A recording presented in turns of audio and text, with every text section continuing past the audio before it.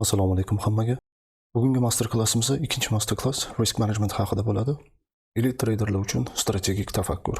Ikkinchi master klassimizda bugun ko'rib chiqadigan mavzuyimiz, ya'ni traderlar uchun risk to reward tushunchasi, risk va profit foyda tushunchasi. Pozitsiya hajmini avtomatik hisoblash, real misollar bilan yechim, ya'ni yaqinda qilingan, shu kecha kunduzda qilingan va ozgina oldinroq berilgan tradelar misolda ko'rib chiqamiz va ehtimollar asosida strategik tafakkur. Trader avvalambor o'ziga beradigan savol risk management haqida. Asosiy savol foyda emas, balki imkon bo'lishi kerak. Lekin beginner, ya'ni boshlang'ich traderlar har doim nechta tradedan foyda olanaman va o'sha bugungi kirib turgan trade foydasi bilan juda ham ko'p qiziqadi. Vaholanki trade'da bugungi trader qilgan bitta trade uni kelajagini belgilamaydi. Bu haqida ozginadan keyin gaplashamiz. To'g'ri savol, nechta yo'qotishdan keyin ham o'yinda qolish imkoni bo'lishi haqida savol so'rash kerak. Foyda afzallik emas, balki mehnat natijasi, ya'ni qilingan o'sha psixologik jihatdan qanchalik tayyor bo'lib bo'lmaslik, risk managementda qanaqa to'g'rilab boshqarish yoki boshqara olmaslik, texnik analiz haqida qanchalik ilmga egaligi haqida bu foyda bonus hisoblanadi. Mening nazarimda bozorda oyoqda qolish bu haqiqiy ustunlik hisoblanadi. Traderlik bu uzoq muddat marketda qolishlik hisoblanib, foyda bu keyingi trade uchun imkoniyat. Riskni cheklash bu majburiyat hisoblanadi trader uchun. Va bozorda traderlar adaptatsiya bo'lishi. Bozorni oldindan aytish emas, balkim unga moslashish kerak bo'ladi. Va buni MKA bu coinda berilgan misol va kecha berilgan Bitcoin misollarida ko'rsatib beraman hozir. Agar MKR misolda qaraydigan bo'lsak, buni oxirgi obnovleniyasi 13-da, ikkinchi target urilgandan keyin 21% foyda olingandan keyin 3 targetga bormasdan stop loss urildi, lekin yaxshigina trade oldin bu yoqda kirildi. Agardaki tarixiga borib qarasanglar, bu tarixda berilgan chiqib turish masalasi bu yoqqa kelib va chiqish kerak edi. Bu yoqda chiqilgan, mana bu yoqda chiqilgan, chunki market уже kesishni boshladi. Shopping market deyiladi.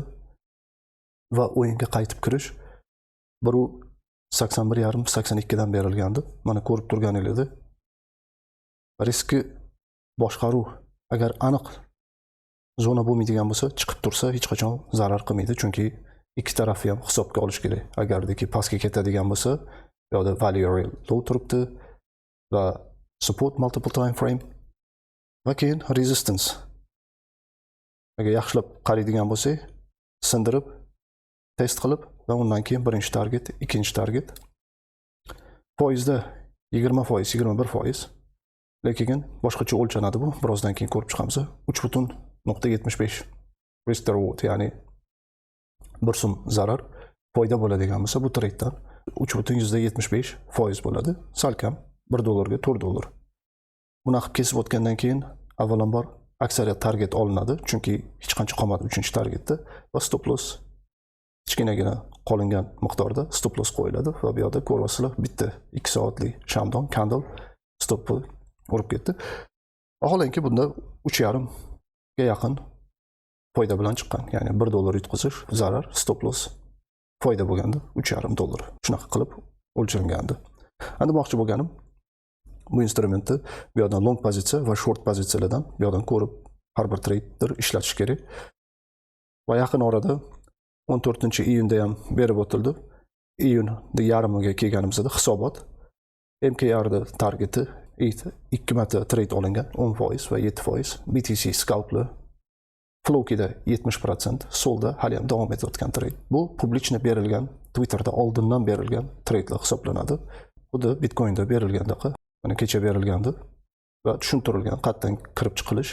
Bu yerda уже kirish olindi va lokalniy rezistancelar target zonalar hisoblanadi deb aytildi. Stop losslar berilgan va time factor ham berilgan. Bu yerda kirilgandi va birinchi target, ikkinchi target. Shuning uchun sariqqa bo'yaldi va oxirgi obnovleniyada 2-3% scalpda ikkita lokalniy resistance targetda urib, xuddi ikkinchi targetdan yana dump bo'lgan.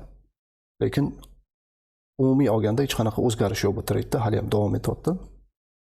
Bu yerda berilgan agardaki highlightslarga boradigan bo'lsanglar, ko'p darsliklar berib boriladi va o'sha darsliklarda yaqinda aytib o'tganman nima uchun bir marta ishlatiladigan next point of control va local resistance katta time frame'da уже ishlatmayman, chunki bir marta narx tegdimi, mana ko'ryapsizlar, bir marta narx tegdi, bu bir marta ishlatiladigan levellar hisoblanadi.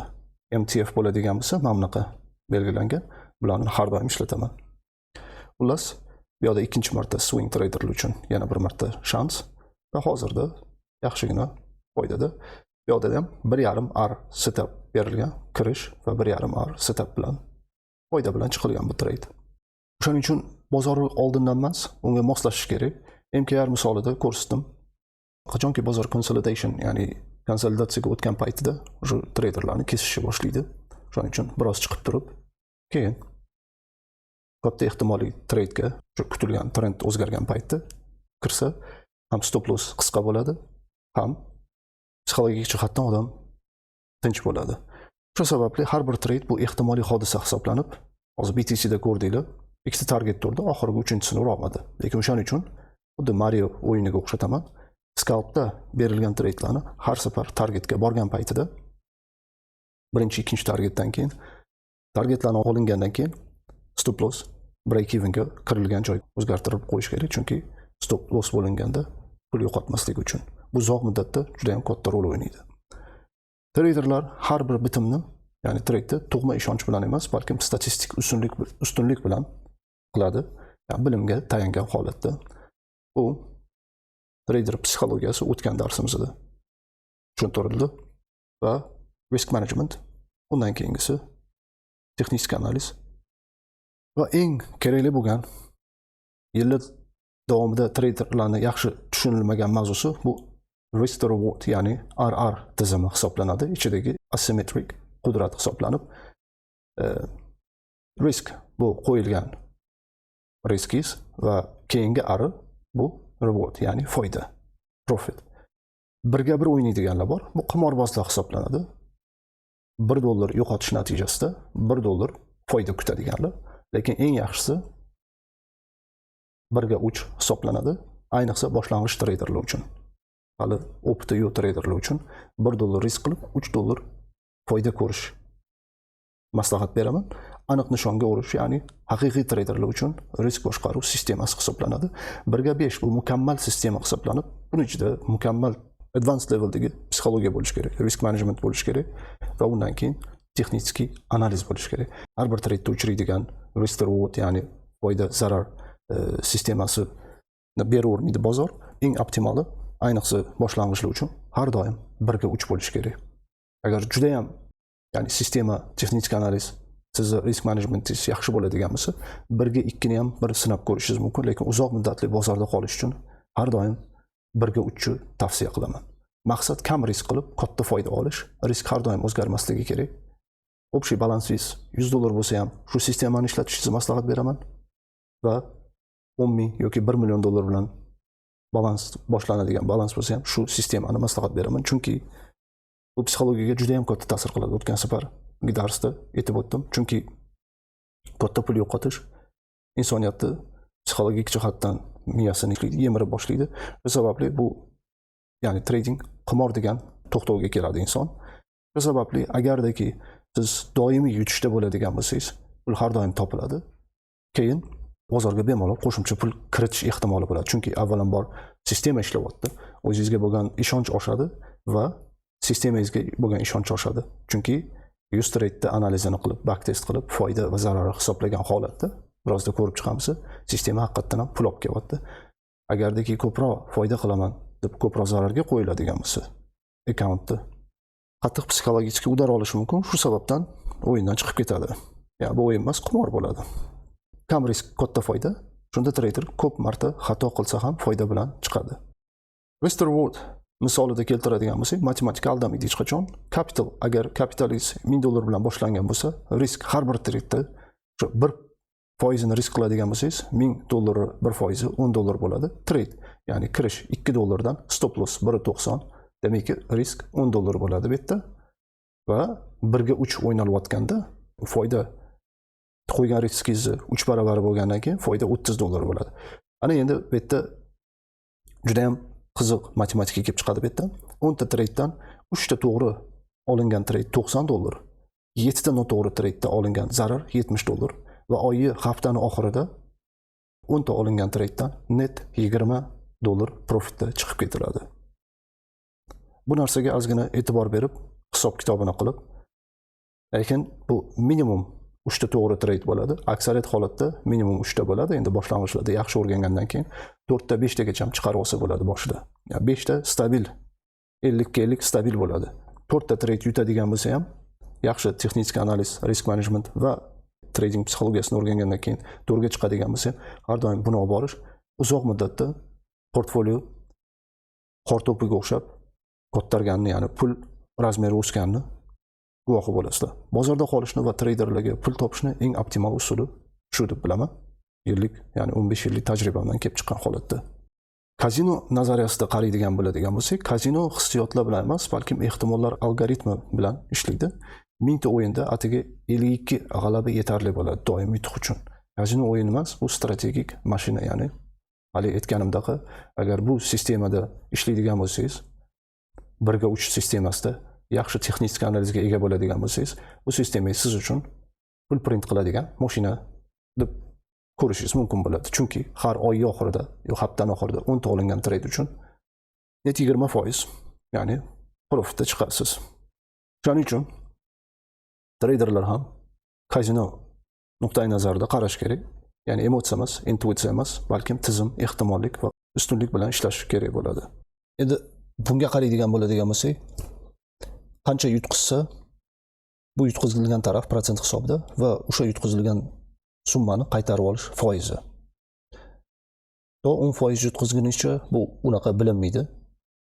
Ham account balansingizga, ham psixologiyangizga, lekin 20% yutqizganda undan keyin insonni o'sha uyqusini qochiradigan holatlar boshlanadi. Chunki 20% yutqizganda 25% yutishingizga to'g'ri keladi va 50% yutqizganingizda 100% keyingi trade'laringizda pulingizni qaytarib olish uchun bozordan 100% yutishingizga to'g'ri keladi. Bu yerga kelib 90% da 900% ga chiqadi. Chunki account balans 10% qoladi va uni qaytarib olish uchun 900% eski balansingizga qaytishingiz uchun 900% yutishingizga to'g'ri keladi.